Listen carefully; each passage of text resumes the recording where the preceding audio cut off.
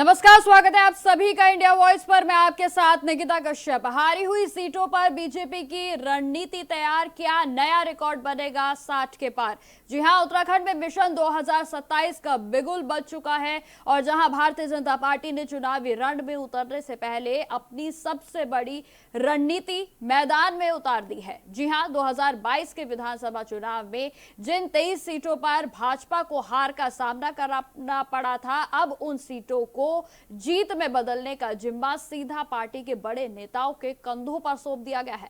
जहां मुख्यमंत्री पुष्कर सिंह धामी, पूर्व मुख्यमंत्री, सांसद, प्रदेश अध्यक्ष और कोर कमेटी के तमाम सदस्य अब हारी हुई विधानसभा सीटों पर 24 घंटे का प्रवास करेंगे और जहां कार्यकर्ताओं के साथ बैठक करेंगे तो वहीं जमीनी हकीकत का फीडबैक भी जुटाएंगे। जहां प्रदेश प्रभारी नितिन नबीन के निर्देश के बाद अब यह रणनीति बनाई गई है और जिसमें कि आपको बता दें कि रणनीति को भाजपा का मिशन 60 पार का ब्लूप्रिंट भी माना जा रहा है।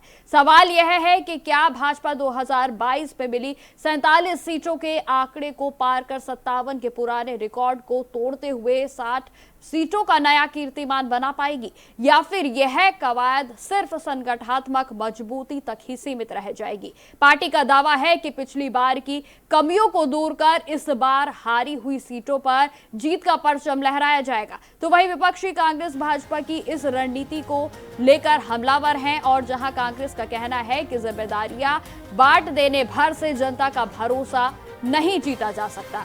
जहां जनता भाजपा सरकार के कामकाज और वादों की हकीकत को भली भांति समझ चुकी है और चुनाव में उसका जवाब भी देगी। और ऐसे में अब उत्तराखंड की राजनीति में मुकाबला सिर्फ सीटों का नहीं बल्कि रणनीति और जनविश्वास का भी होने वाला है। आखिर भाजपा का 24 घंटे प्रवास फॉर्मूला कितना कारगर साबित होगा और क्या सचमुच मिशन 60 पार हकीकत में बनेगा, ये देखने वाली बातें होगी। और इन्हीं सभी तमाम सवालों के साथ आज के हम इस पेशकश की शुरुआत करते हैं। सबसे पहले मैं आपको तमाम प्रतिक्रियाएं सुनाती हूं और उसके बाद हम अपने मेहमानों की ओर चलेंगे। संगठन के स्तर पर तय हुआ है कि पूरे प्रदेश के अंदर सभी विधानसभाओं में हमारे सभी प्रमुख लोग एक एक विधानसभा में जाएंगे, जिसको जहाँ की जिम्मेदारी मिली है पूरा 24 घंटे का उनका वहाँ प्रवास रहेगा। उसमें स्ट्रक्चर्ड कार्यक्रम सभी से मिलने का है, संवाद का कार्यक्रम है, अनाकटे वर्ग के लोगों से संपर्क अभियान है, कार्यकर्ताओं से मिलना है, कोर कमेटियां हैं, वो सभी काम जो संस्थात्मक स्तर पर तय किए गए सब करेंगे। हारी हुई सीटें ही क्यों, जीती हुई सीटों को भी दोबारा जीत पाओगे, ये भी कहीं ना कहीं शक है। इस पर भी आप ध्यान दीजिए। आप जो है पूरे समय तो कांग्रेस में क्या चल रहा है उसी ताका झांकी में रह गए और अपने वहां आपकी सियासी जमीन किस तरह से सरक रही, क्योंकि आप दूसरे दलों से लगातार भर भर कर जनप्रतिनिधि ले गए हो। अब आपके वहां भयंकर जूतम पेजार हो रही है। टिहरी सीट को मैं बानगी के तौर पर आपसे कहना चाहती हूँ, आज धन सिंह आपके पास है टिहरी में, आज किशोर उपाध्याय आपके पास है, दिनेश धनई आपके पास है, किसको टिकट दोगे? ऋषिकेश सीट में आप देख लीजिए, वहां जूतम पेजार मची हुई है। लगभग कमोबेश हर सीट का यही आलम है कि आपने अपने दल को बड़ा करने की फिराक में या फिर विपक्षियों को कहीं ना कहीं आईना दिखाने के रूप में आप जो लोग ले गए उस समय कट्टा भर के, थैला भर के, अब वही लोग आपकी नाक में दम करे हुए हैं और वही आपको तिकड़ी का नाच नचाएंगे इस चुनाव में। और आप लोगों के लिए एक पेन बनकर एक कहीं ना कहीं भाजपा जो है सबको साथ पाने में, चाहे वो दायित्व कितने बांट ले, लॉलीपॉप कितने भी बांट ले, लेकिन वहां गुटबाजी अपने चरम पर है। वहां सिर्फ उटव्वल है, अंदरूनी कला है, अंतर्द्वंद है, अंतर विरोध है, इसमें कहीं कोई शक नहीं। माननीय राष्ट्रीय अध्यक्ष जी के जो 3 दिवसीय प्रवास यहाँ पर हुआ था, उसके आधार पर कुछ कार्यक्रम हमने निर्धारित किए हैं, जिसमें 2022 में जो विधानसभाएं हम नहीं जीत पाए हैं उन विधानसभाओं को फोकस करते हुए हमारे सभी कोर ग्रुप के माननीय सदस्यगण, जिसमें हमारे माननीय मुख्यमंत्री है, माननीय प्रदेश अध्यक्ष हैं, हमारे माननीय पूर्व मुख्यमंत्री हैं और माननीय सांसदगण हैं, इन सभी जो माननीयों को प्रत्येक जो विधानसभा हम नहीं जीत पाए थे उन विधानसभाओं में 5 प्रकार के कार्यक्रमों के निमित्त एक 24 घंटे का प्रवास का कार्यक्रम सुनिश्चित हुआ है। और हम समझते हैं कि इसके द्वारा तथा इसके अतिरिक्त जो विधानसभाएं हम जीते हैं, यानी कि जो हमारी 47 विधानसभाएं इसमें हमारे विधायक हैं, तो उन सभी विधायकों को भी अपने अपने विधानसभा के अंतर्गत 24 घंटे का एक प्रवास करने का कार्यक्रम हमने निर्धारित किया है। इस कार्यक्रम के माध्यम से भारतीय जनता पार्टी एक सक्रिय मूड में आकर के पूरा एक पार्टी का कार्यकर्ताओं का निचले स्तर तक का जो मोबिलाइजेशन होगा, उसके आधार पर जो 2027 के चुनाव होंगे उसमें भारतीय जनता पार्टी को ये कार्यक्रम एक बड़ा सहायक सिद्ध होगा। से आपने सुना कि उत्तराखंड के विधानसभा चुनावों को लेकर पूरे तरीके से तैयारियां अब जमीनी स्तर पर भारतीय जनता पार्टी की ओर से शुरू कर दी गई है, जहां 23 हारी हुई सीटों पर विशेष फोकस जो है वो भारतीय जनता पार्टी का देखा जा रहा है, जहां मुख्यमंत्री पुष्कर सिंह धामी को खटीमा की जिम्मेदारी मिली है। जिस तरीके से आपको बता दें कि विधानसभा चुनाव की तारीखें नजदीक आ रही हैं, अब तैयारियां भी पूरे तरीके से तेज कर दी गई। सभी सांसदों को विधानसभावार जिम्मे को सौंपा गया है, तो वहीं पूर्व मुख्यमंत्रियों को भी चुनावी जिम्मेदारियां मिली हैं। तो कुल मिला के कहा जा सकता है कि भारतीय जनता पार्टी की ओर से तैयारियां शुरू कर दी गई हैं। नेताओं को 24 घंटे प्रवास करना होगा, लगातार मीटिंग्स और जमीनी स्तर पर किस तरीके का फीडबैक है ये कार्यकर्ताओं से सीधा लिया जाएगा। और जहां भारतीय जनता पार्टी अपनी 23 हारी हुई सीटों को दोबारा से वापस पाने के लिए अब मजबूती तरीके से जमीनी स्तर पर संगठन को मजबूत करने में जुटी है, तो कहा जा सकता है कि भारतीय जनता पार्टी 60 पार का लक्ष्य जिस तरीके से रख रही है, अब यह तो आने वाला समय ही निर्धारित करेगा कि आखिर विधानसभा के चुनावों की क्या तस्वीरें होंगी। लेकिन बीजेपी की ओर से मिशन 2027 की तैयारियां शुरू कर दी गई हैं।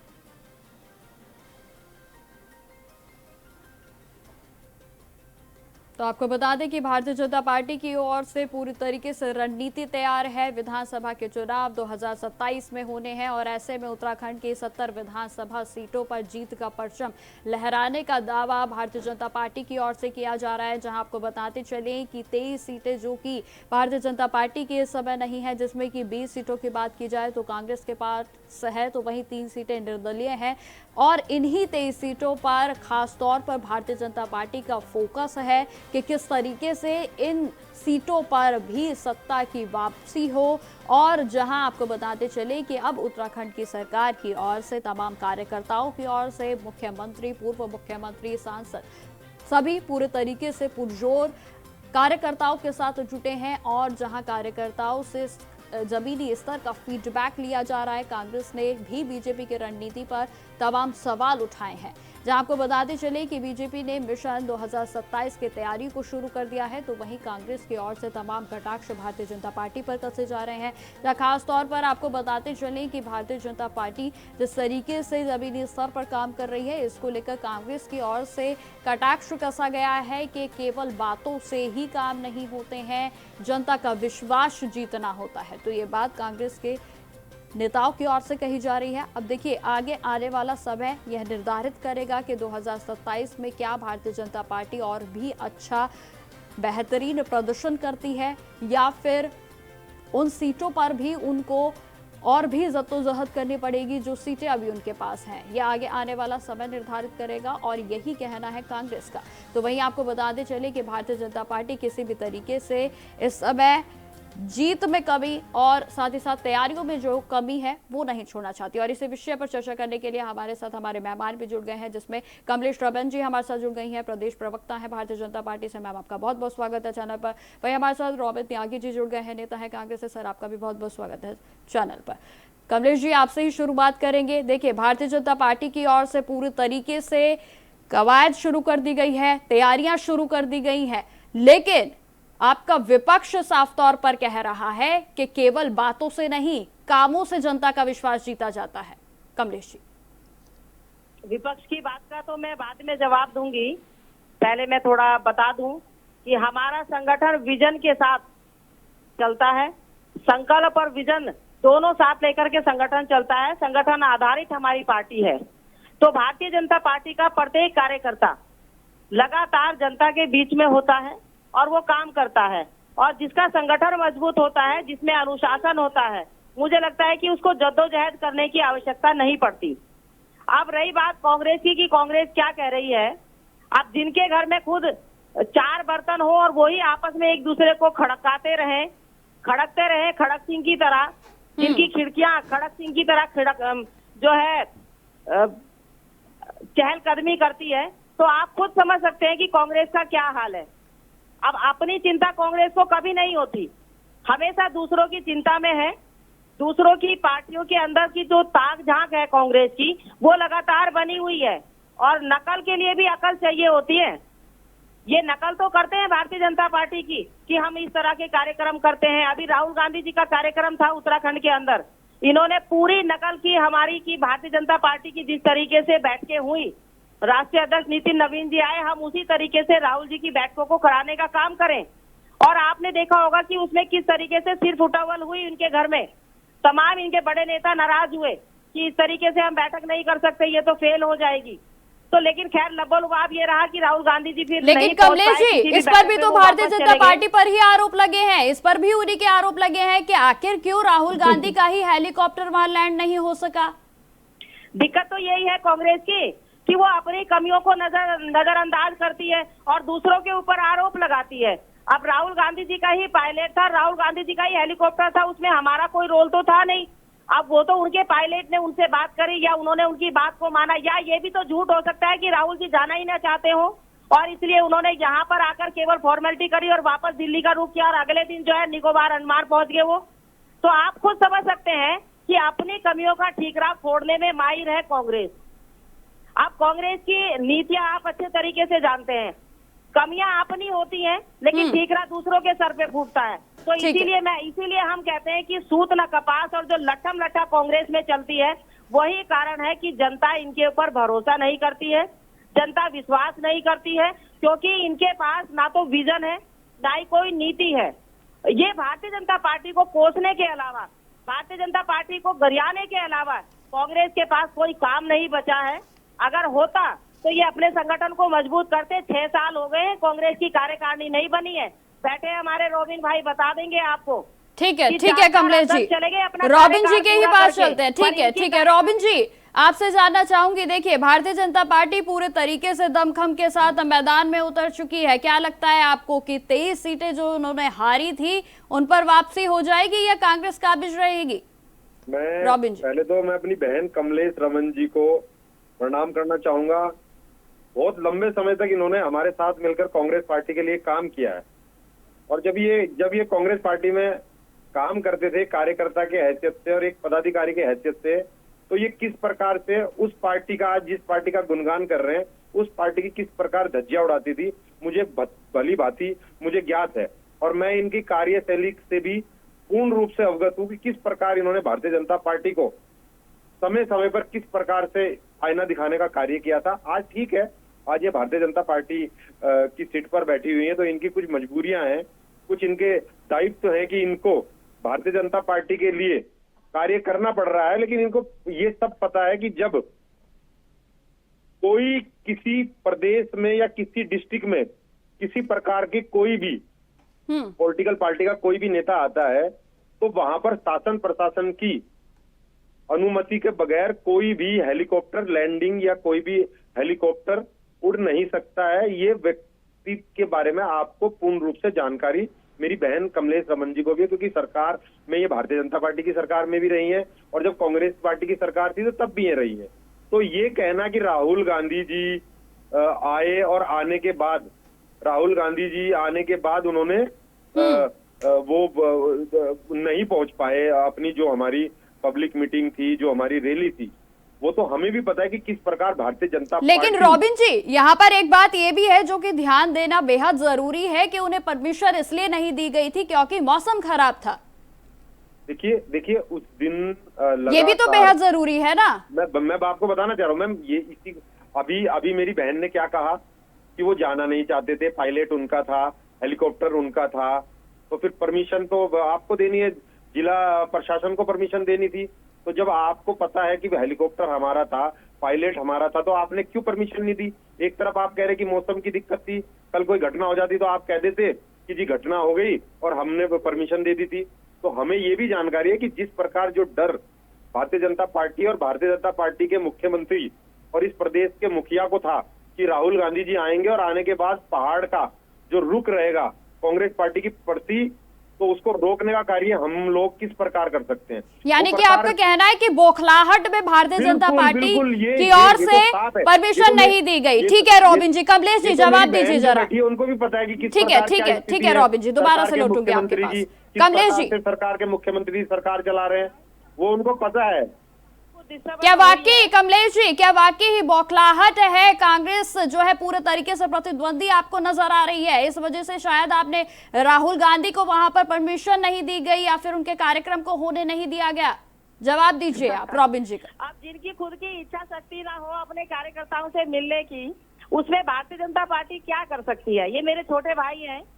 अब इनको नहीं मालूम होगा कि राहुल जी खुद ही गणेश गोटियाल जी से वार्ता कर रहे थे, बात कर रहे थे, उनको जबरदस्ती दिल्ली अपने साथ ले गए कि हम जो है वर्चुअल पर बैठक कर लेंगे, ऑनलाइन वैसे ही बैठक कर देंगे, वहां नहीं जा सकते।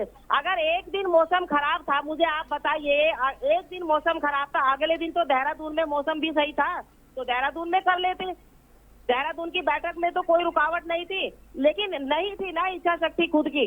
खैर चलिए, ये इनका अपना खुद का मैटर है, ये खुद की अपनी इनकी जो कार्य प्रणाली है कांग्रेस की, इसके लिए मैं कुछ नहीं कहूंगी। मैं सिर्फ इतना कहना चाहूंगी कि 2027 में तीसरी बार भारतीय जनता पार्टी की सरकार बनने जा रही है, हैट्रिक लगाने जा रही है, क्योंकि कांग्रेस का जो महाद्वंद है वो अपने आप ही अपने घर में उजाड़ू बल उनके इतने हैं कि अपनी खेती को खुद उजाड़ते हैं, खुद वहां पर इतने विष पुरुष हैं कि वो खुद एक दूसरे के ऊपर जहर उगलने के लिए तैयार बैठे रहते हैं। तो हमें अपना काम करना है और कांग्रेस को अपना करना है, और कांग्रेस का केवल ये काम है कि वो अपने आपस में ही लड़ते रहे, और भारतीय जनता पार्टी केवल जनता के बीच में काम करती है, अपनी योजनाओं को पहुंचाती है। अभी हमारे यहाँ पर जो कार्यक्रम लगे हैं, जो पूरे प्रदेश में नहीं बल्कि पूरे देश में लगातार हमारे कार्यकर्ता, हमारे सांसद, हमारे मुख्यमंत्री, कमलेश जी, आप लोग तो उन सीटों पर मेन फोकस करके रखे हैं कि जो अभी भारतीय जनता पार्टी के पास नहीं है, लेकिन कांग्रेस का तो कहना है जिन सीटों पर आप हैं वही बचानी आपको मुश्किल हो जाएंगी। अब वही बात हो गई ना। देखिए, आप जिनके घर में चने भूनने के लिए नहीं है, वो कह रहे हैं कि जी वो भी सीटें चली जाएंगी आपकी।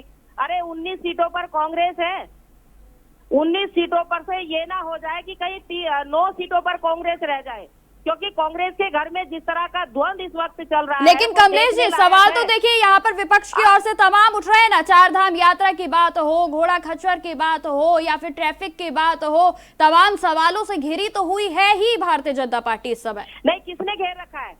सिर्फ विपक्ष बोल रहा है, जनता तो इनके साथ खड़ी नहीं है।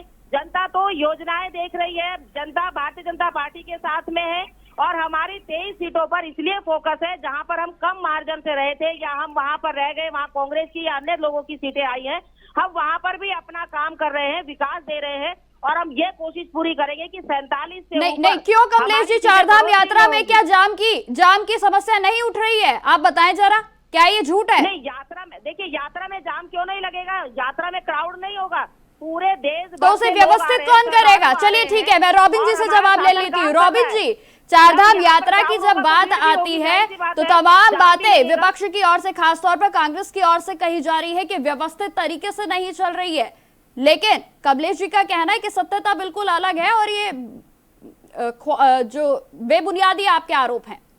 रॉबिन जी, ये देखिए, ये तो प्रत्येक प्रदेश में जो बाहरी यात्री आ रहा है, जो प्रदेश के यात्री और जो प्रदेश की जनता है, प्रत्येक व्यक्ति को पता है कि 4 धाम यात्रा में किस प्रकार से अव्यवस्थाएं पैदा हो रही हैं, किस प्रकार से स्थिति ये कि जो लोग यात्रा पे जा रहे हैं वो 4-4 दिन सिर्फ पेट्रोल और डीजल ना मिलने के कारण से वहां पर उनको रुकना पड़ रहा है।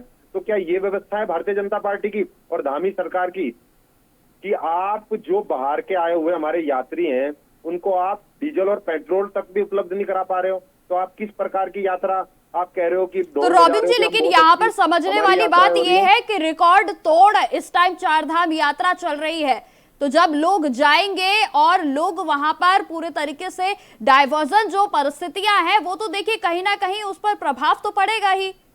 मैडम, रिकॉर्ड तोड़ कनेक्टिविटी जब बढ़ेगी और जब व्यवसाय बढ़ेगा और जब टूरिज्म बढ़ेगा तो जाहिर सी बात है कि थोड़ी बहुत तो दिक्कत आएगी। मेरा कहना ये है, क्या पहली बार लोग 4 धाम यात्रा कर रहे हैं इस देश के अंदर? क्या पहली बार ये इस तरह की जो ये कह रही हैं कि भाई अव्यवस्थाएं फैल रखी है? सरकार का कार्य क्या होता है? व्यवस्थाएं बनाने का कार्य करता है। अगर लेकिन अव्यवस्थाएं पहली फैली बार, है, लेकिन तो उन रॉबिन जी व्यवस्थाओं यहाँ को पर बनाने पहली का कार्य बार तो सरकार पहली बार करेगी। जिस तरीके से विपक्ष रिकॉर्ड करेगा तोड़ इस चार कार्य धाम को यात्रा बनाने हो का। रही है, वो तो और पहली जब बार ही हो विपक्ष रही जब है। सत्ता में आएगा तो मैं आपको पूर्ण रूप से विश्वास दे रहा हूं कि उस दिन आप और मेरी बहन कमलेश रमन जी जब मेरे सामने बैठी होंगी तो वो खुद मानेंगी कि कांग्रेस के कार्यकाल में किस प्रकार से चार धाम यात्रा किस प्रकार से सुचारू रूप से चल रही है। क्योंकि जब सरकार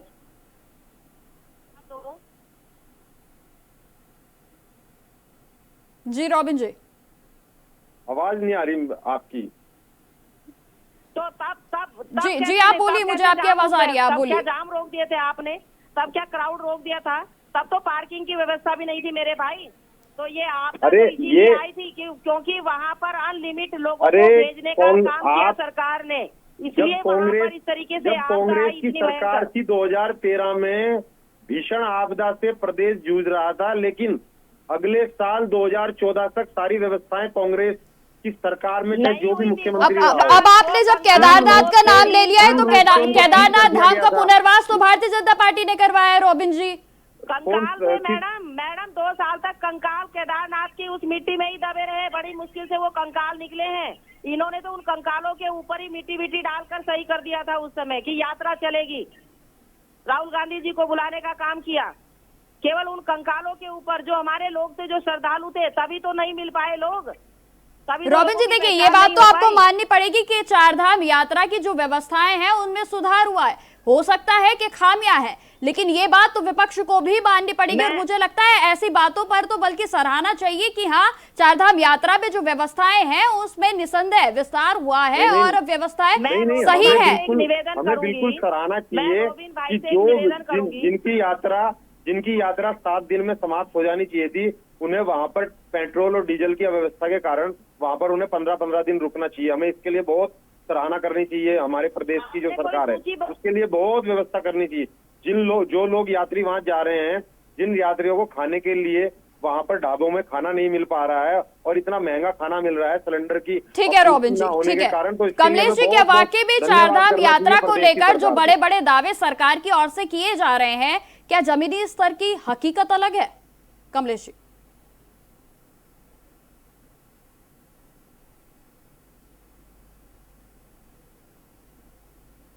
कमलेश जी, क्या आप मेरी आवाज सुन पा रही हैं?